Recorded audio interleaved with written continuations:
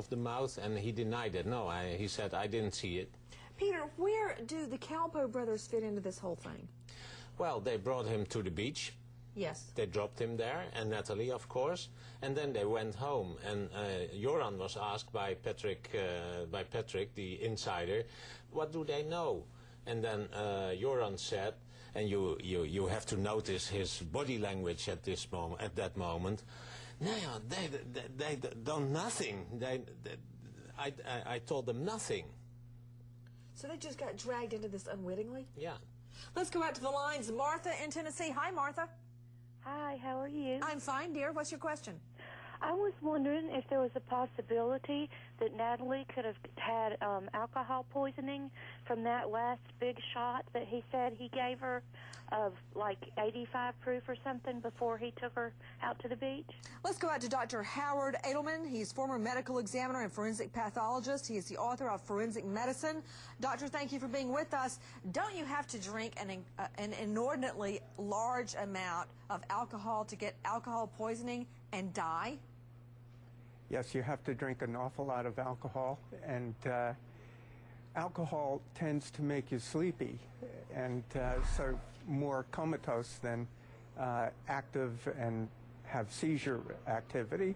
This seems to be more of a drug-related reaction. Yes, if it happened at all. That's a good question, Martha. To you, Peter DeVries, I noticed you shaking your head when Martha from Tennessee asked the question. What do you think about this theory of alcohol poisoning? No, I don't believe that.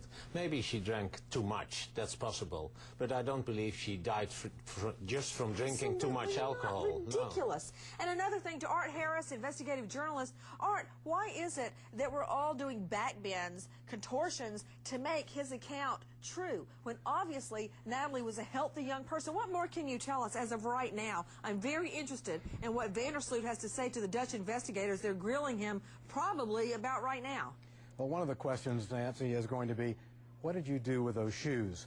Did he possibly use the shoes to hold her down? You know, why did he throw them away? Anything that can fill in the gaps to this very implausible story is what they're looking for. Out to the lines, Janet in Maryland. Hi, Janet. Hello, Nancy. I'd like to ask you, watching some of the tapes of Joran to Patrick, I noticed that to me, his face, his demeanor changed when it was talking about disposing of the body to that person that he got to get the boat. It seemed like all of a sudden he didn't trust Patrick, and I wonder if he deliberately gave them a red herring to throw them off. You know, that is so interesting that you use the phrase red herring, because when I first heard the mention of Dory, I said, that's a red herring. To Bethany Marshall, psychoanalyst and author, Bethany, she is right. He paused, he wouldn't tell, he wouldn't give it up. Then he later on gave it the name Dory. He did have different body language. Explain, Bethany.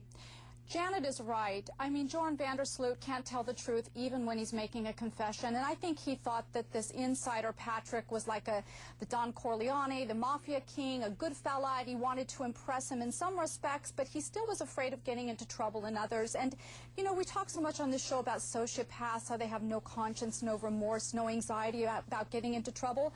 This is our clinical vignette. This is what it looks like. This is what those words mean. This is a sociopath.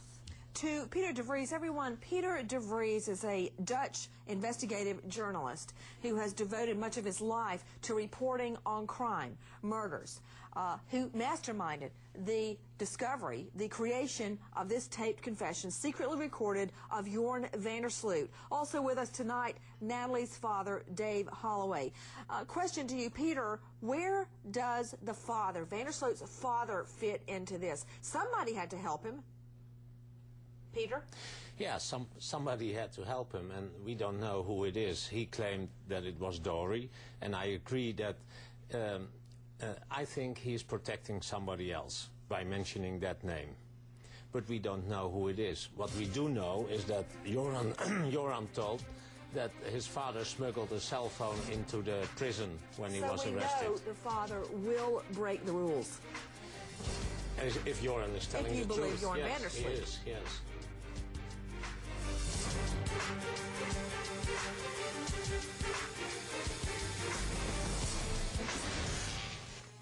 when I saw what I saw, you know, a person who had no emotions, no respect for human life at all. He deprived Natalee of a proper funeral. You know, he deprived us of her livelihood and grandchildren and whatever, and he also deprived a lot of the citizens of Aruba and Holland of many things. He was self-centered and only looking out after himself. You're hearing the voice of Dave Holloway, Natalee's father, who is with us tonight. Right now you're seeing video, stunning video, from the TV show Paw and Whitteman. That's on Dutch broadcaster NPS. You see Jorn van der Sloot throwing wine into the face of Peter de Vries. De Vries masterminded the tape that catches Jorn van der Sloot confessing to being with Natalee Holloway at the time of her death, then disposing of her body in the ocean. Peter, what do you recall about that moment on that show when Jorn van der Sloot, true to form, misbehaves? Yeah, well, it was at the end of the show, and I wasn't paying any attention to him, and then he stood up, grabbed the glass of wine and threw it in my face because he was so frustrated about my asking all the time, and he tried to gain sympathy by the audience because the case was closed, he was released, he thought he was off the hook, he considered himself as a winner. But during the show, I asked him, why were you lying all the time? Why didn't you answer simple questions? And he was very frustrated about that, and that's the reason he threw me the glass of wine into my face. To Dave Holloway, this is Natalee's father. If he would treat a grown man that way, what would he do to Natalee Holloway alone, late at night, out on a beach, in an isolated area? Well, you just saw it. You just saw just the tip of the iceberg of his behavior. Beth saw it in the beginning, and we saw, all of America, well, in fact, all the world saw what type of person this individual is.